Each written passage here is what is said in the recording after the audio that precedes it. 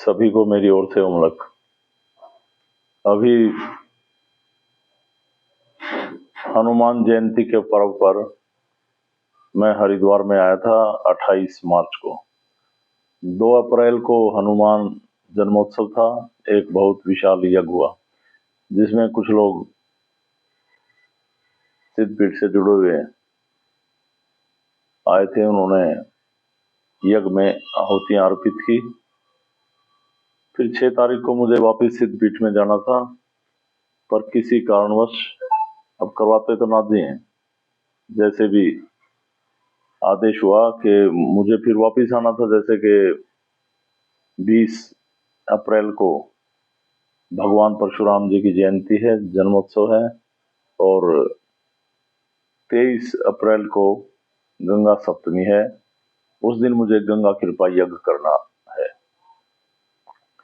तो जैसे भी आदेश किसी के बहाने से हुआ कि भाई रुकें, तो मैं एक लंबा टाइम हो जाएगा कि 28 से 23 तक जैसे मैं रुकूंगा, 28 मार्च से 23 अप्रैल तक, तो करीब 26 दिन का ये स्टे हो गया हरिद्वार में। और इस पे फिर रुके तो माँ गंगा की कृपा से, नाथ जी के आदेश से एक साधना करने का अवसर मिला, जिसको मैंने अलग परिवार के पेज पे भी डाला, एक वीडियो भी डलवाई। और काफी साधक हमारे से जुड़े हुए हैं, वैसे बीमारियों को लेके घूमते हैं, और काफी लोगों ने चिमटे भी ले रखे हैं। पर मैं ये नहीं कह रहा कि आप आए। जब उनको ये पता है कि मैं यहाँ साधना पे हूँ और कुछ 2-4 लोग मेरे साथ सिद्धि पे रुके हुए हैं, तो किसी का ना कोई फोन ना संदेश, तो मुझे कुल मिला के यही लगा कि ये लोग केवल बीमारी के मारे हैं। परमात्मा की साधना है ये, परमात्मा कोई शौक नहीं है, एक मतलब इच्छा ये नहीं, कभी मान लिया कभी कर दिया, नहीं। और ये सिद्धि एक साधना का एक सत्य का पथ है। तो मैं अभी यहीं पे रुका हूँ। आज का संदेश भी हमने 2 बार अलग परिवार के पेज पे दिया है कि 12 अप्रैल को भगवान धन्वंतरी भगवान का यज्ञ होगा। हर वर्ष जब हम हरिद्वार में हनुमान जन्मोत्सव मनाते हैं तो उसके बाद धन्वंतरी यज्ञ होता है। इसके साथ ही हनुमान जन्मोत्सव का सिद्ध की पीठ की ओर से जो प्रोग्राम होता है वो पूर्ण होता है। तो आज होगा। तो सबसे बड़ी बात जो मैं आपको कहने जा रहा था, इसके बीच अलग पुरुष गोरखनाथ भगवान ने माँ गंगा तट पर मुझे एक और सिद्धि दी, अग्नि गुरुड़स्थ सिद्धि। ये सिद्धि कहीं भी कभी से हमारे ऊपर कोई गलत क्रियाएं चल रही हैं, गलत चीजें जुड़ी हुई हैं जो हमारे शरीर पे दुष्प्रभाव डालती हैं, हमारे जीवन पे दुष्प्रभाव डालती हैं, हमारे कारोबार पे दुष्प्रभाव डालती हैं, हमारी मनोस्थिति को हर लेती हैं, उनके लिए ये विनाशकारी सिद्धि है। इसका प्रयोग भी किया गया जिसके बहुत सकारात्मक परिणाम रहे। तो उसकी कृपा से अभी मैं 22 तारीख तक तो यहाँ आश्रम में हूँ, 22 की रात तक। 23 को सुबह यहाँ से रवानगी होगी। 23 को सुबह चंडी घाट पर माँ गंगा कृपा यज्ञ किया जाएगा, और 20 अप्रैल को रात्रि 8 बजे परशुराम जन्मोत्सव यज्ञ होगा। परशुराम एक अपार शक्ति हैं। अब नाथ जी की कृपा है सब, जो मुझे सब कुछ मिला। मैं तो हैरान इस बात से हूं कि कुछ लोग, अब मैं आपको एक बात बता रहा हूं, जैसे कुछ लोगों को हमने चिमटे दे रखे हैं।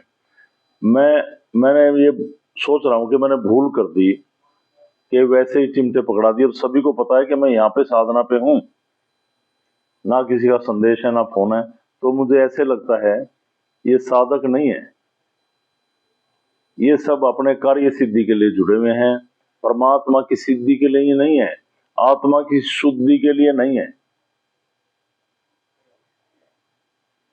तो मैं आपको जहां पहुंचाना चाहता था, मुझे लगता है आप वहां नहीं पहुंचना चाहते। परमात्मा से किसी का कोई लेना देना नहीं इस दुनिया में।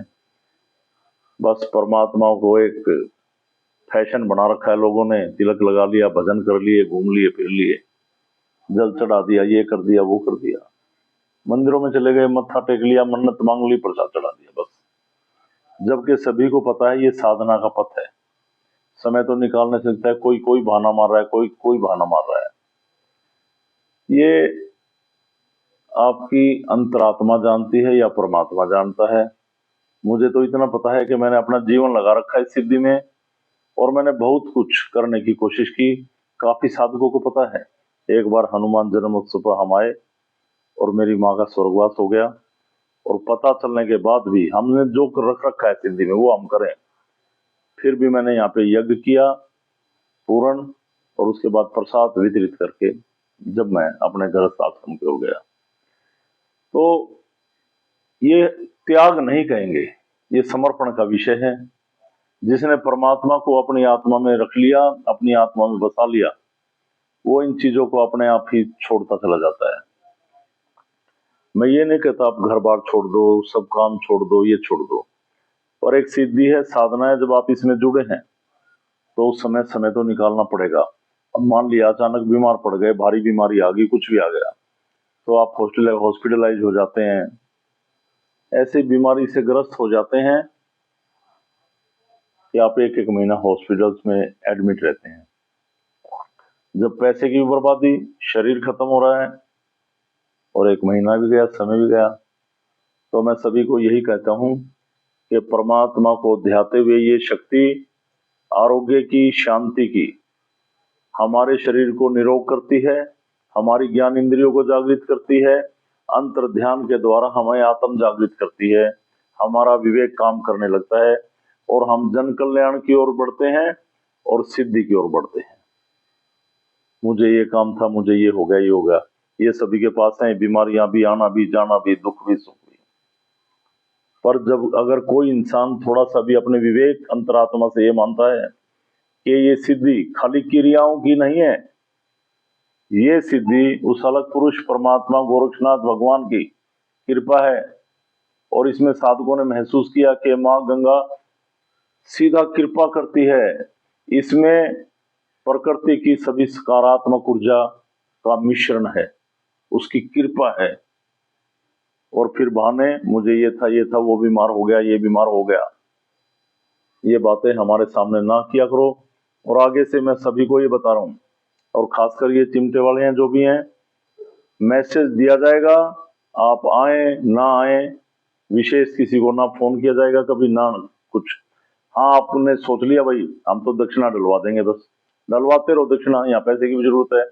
और सबसे बड़ा मैं जो चाह रहा था कि आप एक साधक बने, उसको ध्यान, उसका ध्यान करें, उसकी कृपा पाएं, आप समझे कि परमात्मा क्या है, और अपनी आत्म जागृति के साथ अपने विवेक को जागृत करके अच्छा जीवन जिए। आप वो नहीं चाहते, आप केवल शरीर में दर्द है, ये ठीक हो गया, ये ठीक हो गया, गुरुजी हाँ अच्छा लग रहा है, चलो जैसा आपकी इच्छा। मैंने ये संदेश देना था, सभी के ऊपर धन्वंतरी भगवान की कृपा बनी रहे। 2 बार अलग परिवार के पेज पे मैसेज डाला है मैंने। आज 2 बजे धन्वंतरी भगवान का यज्ञ होगा, सभी के ऊपर सिद्धपीठ की, अलग पुरुष गोरक्षनाथ भगवान की, धन्वंतरी भगवान की, माँ गंगा की कृपा बनी रहे। सभी को मेरी ओर से ओमलक प्रणाम। सनातन धर्म की जय। प्रणाम सभी।